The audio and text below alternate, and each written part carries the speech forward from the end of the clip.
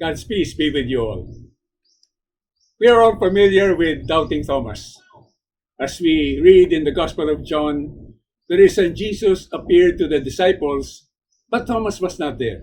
So when they told him about it, he doubted. He insisted he had to see and physically touch the wounds of Jesus. Well, Thomas is the well-known one. But perhaps he was not the only one among the apostles. In the Gospel of Matthew, the women first saw the risen Jesus and told the apostles about it. They were told to go to Galilee where they would see him. This is then what Matthew wrote. In Matthew 28, verses 16 to 17, the 11 disciples went to Galilee, to the mountain to which Jesus has ordered them. When they saw him, they worshipped, but they doubted. They doubted.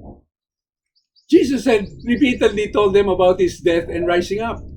The women told them about it, and now they themselves saw him, but still they doubted.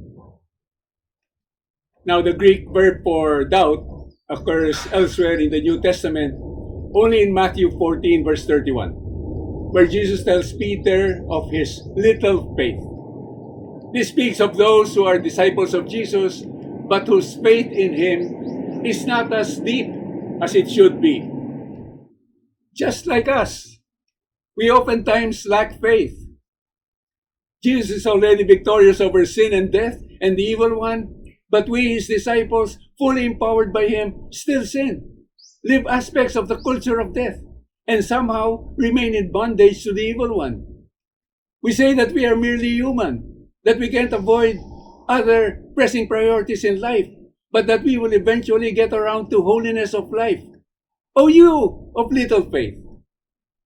We already know that the harvest is rich because Jesus himself tells us so, but we still hold back on bringing in that harvest.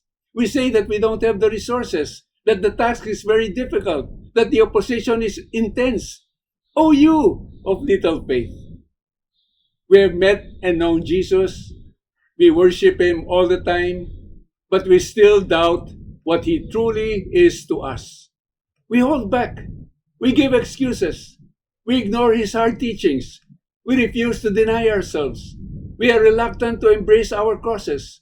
We hold back on giving God our time, talent, and treasure. We do not give our all. O you of little faith! We must truly know Jesus.